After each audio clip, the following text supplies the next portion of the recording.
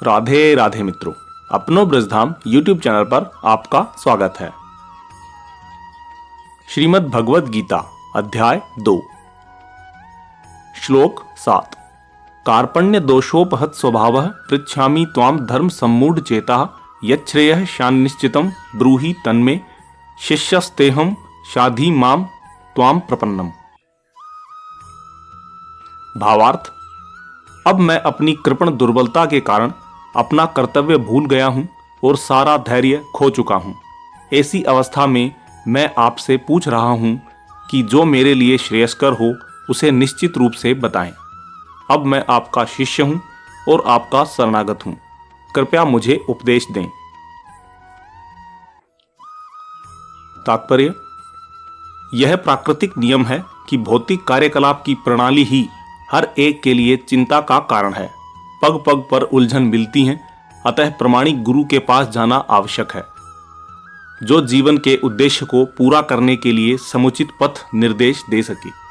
समग्र वैदिक ग्रंथ हमें यह उपदेश देते हैं कि जीवन की अनचाही उलझनों से मुक्त होने के लिए प्रमाणिक गुरु के पास जाना चाहिए। ये उलझनें उस दावाग्नि के समान हैं जो किसी के द्वारा लगाए बिना भभक उठती हैं। इसी प्रकार विश्व की स्थिति ऐसी है कि बिना चाहे जीवन की उलझनें स्वतः उत्पन्न हो जाती हैं। कोई नहीं चाहता कि आग लगे, किंतु फिर भी वह लगती है और हम अत्यधिक व्याकुल हो उठते हैं। अतः वैदिक वाग्मय उपदेश देता है कि जीवन की उलझनों को समझने तथा उनका समाधान करने के लिए हमें परंपरागत गुरु के पास जाना चाहिए। जिस व्यक्ति का प्रमाणिक गुरु होता है वह सब कुछ जानता है, अतः मनुष्य को भौतिक उलझनों में न रहकर गुरु के पास जाना चाहिए। यही इस श्लोक का तात्पर्य है। आखिर भौतिक उलझनों में कौन सा व्यक्ति पड़ता है? वह जो जीवन की समस्याओं को नहीं समझता। बृहदारण्यक उपनिषद में व्याकुल व्यग्र मनुष्य का वर्णन इस प्रकार हुआ है।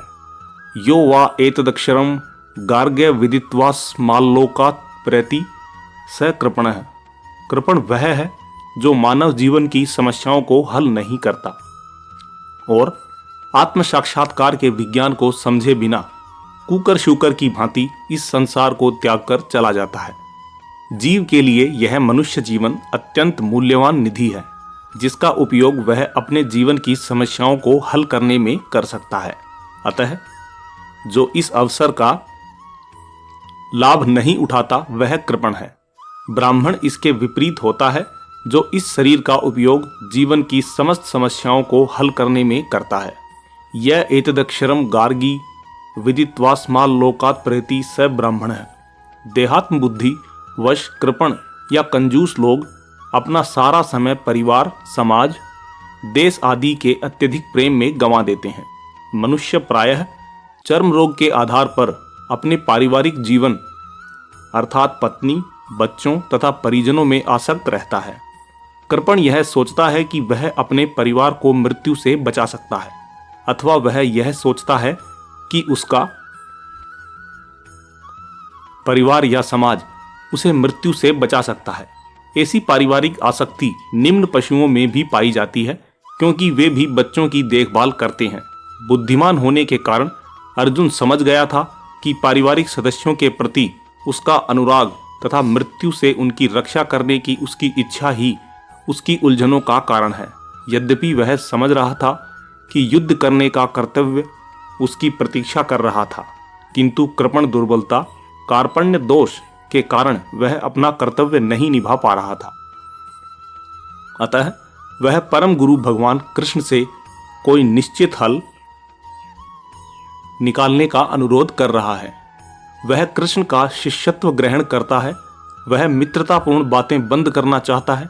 गुरु तथा शिष्य की बातें गंभीर होती हैं और अब अर्जुन अपने मान्य गुरु के समक्ष गंभीरता पूर्वक बातें करना चाहता है। इसीलिए कृष्ण भगवद गीता ज्ञान के आदि गुरु हैं और अर्जुन गीता समझने वाला प्रथम शिष्य है। अर्जुन भगवद गीता को किस तरह समझता है यह गीता में वर्णित है।